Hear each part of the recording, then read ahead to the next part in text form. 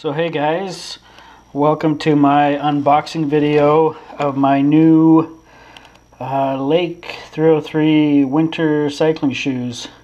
So I've been trying to get my hands on these shoes since last winter here in Canada, and trying to buy them through official channels, official Canadian distributor, and my local bike shop. I have small feet, so it's a size that I guess they don't stock a lot of them or bring a lot of them into the country, so it's taken quite a while for me to get my hands on these shoes. But I got a text today from my shop, and they said that my shoes had come in. So let us open the box and check out my shoes. So here we are. This is the Lake 303 winter cycling shoe. It is I guess you'd call it a mountain bike shoe. So it has an aggressive lug sole. It's an actual brand name Vibram sole. And unlike most typical mountain bike shoes where, it's basically a super rigid, hard plastic, maybe with some slightly softer rubber here. These are really only meant for walking for short spurts off-road. This is much softer rubber. Little more of a hiking type tread, so when you do ride a fat bike, especially in the wintertime off-road, you do actually spend some time walking and pushing your bike, particularly uphill, particularly in soft conditions.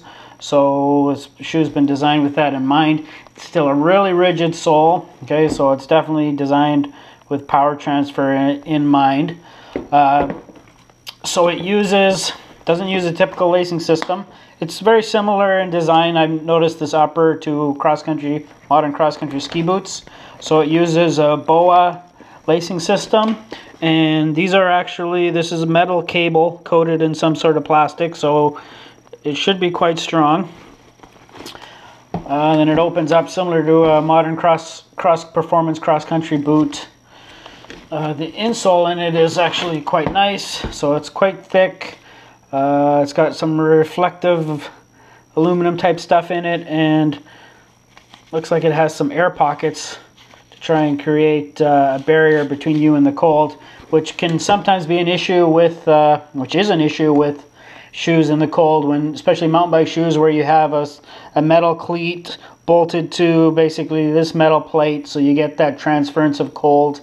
Obviously the cleat is going to get down to ambient air temperature, so if it's -20, that cleat is really, really cold, and they say you can generally feel it through the shoes. So this seems to be pretty thick in here, and there is a barrier there to the cleat, plus the thickness of this should be good. So these are advertised as being, well, it even says right there, Sub-Zero rated. Yeah, like this winter on my fat bike, I have been riding platform pedals with a Salomon brand pair of winter sport boots.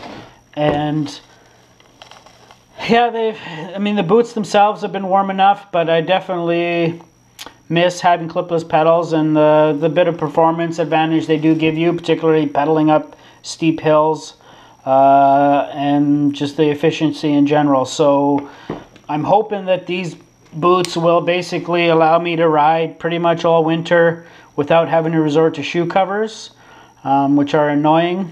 There may be occasionally extreme cold where I might have to throw a shoe cover over these, but I'm hoping that they're going to keep my feet warm.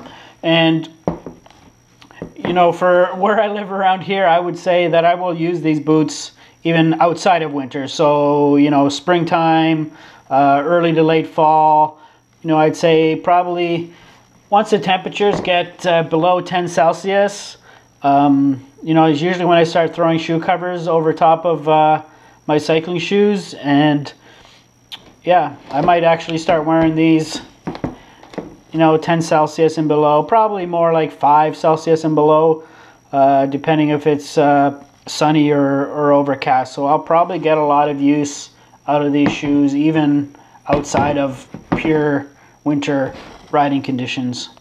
So just a short introduction video of my new Lake 303 Winter cycling shoes.